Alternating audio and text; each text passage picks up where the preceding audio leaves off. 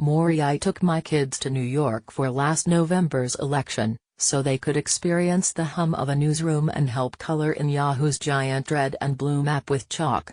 The outcome devastated my 8-year-old daughter. She was excited by the idea of a Hillary Clinton presidency and had never understood why I was less so. On the train back to Washington the next day, as I sat writing my column, I noticed that she had left off with whatever Disney show she'd been watching and was staring numbly at the passing scenery. I leaned toward her and said quietly, "You'll see a woman president in your lifetime. I promise." She looked up at me totally unsurprised, as if I had read her thoughts. "In your lifetime, too?" she asked. It's hard for me to relive that exchange, even now.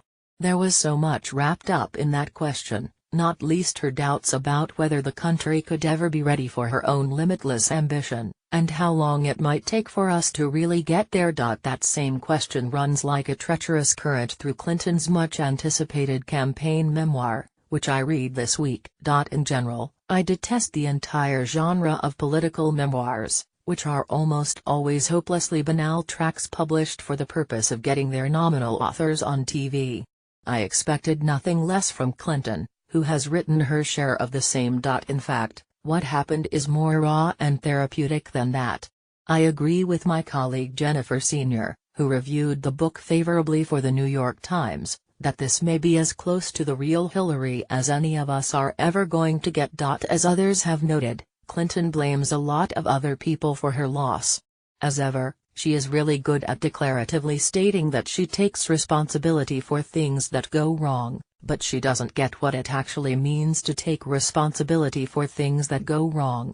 Invariably, at an interval of what feels like every 2 pages, Clinton's momentary mea culpas are followed by a but, and then by an explanation of why someone else, the media, the FBI, the Russians, the voters, was really at fault.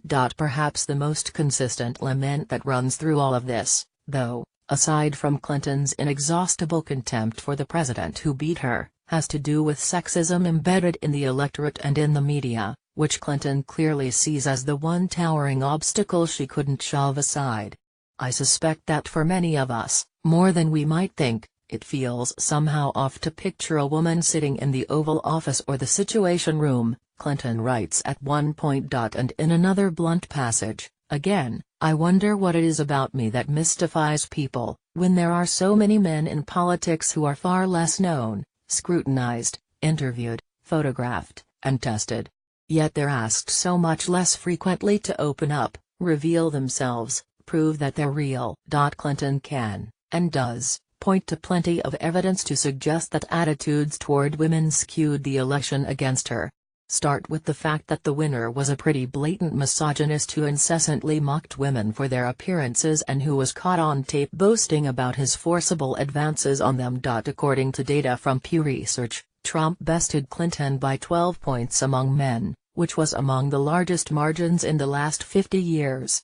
Among white voters without a college degree, Clinton lost by an astounding 39 points. But it's also true that a lot of recent Democratic candidates, all of them men, performed only incrementally better among these groups. And as Clinton herself notes, she also lost among white women, which at least complicates the gender argument. To the extent that Clinton or some of her supporters see sexism as the principal answer here, then I think maybe they're asking the wrong question. The relevant issue isn't really whether gender matters in politics or in the society generally, it clearly does, but rather whether it's the thing that matters most. This is difficult for a guy to write about, I understand that. I'll never have the personal experience with sexism that Clinton or other women in politics do. That's just the peril of trying to understand politics from one's own, limited perspective, which is what I'm charged to do. History is instructive, however, when it comes to tracing the arc of systemic prejudices. I wrote about this at some length in 2008, when a lot of commentators were saying that Barack Obama couldn't possibly win over enough working-class white voters to make him president. When Al Smith ran for president in 1928, Catholicism was a defining, and ultimately disqualifying, trait in American politics. He was the Catholic candidate, and he lost.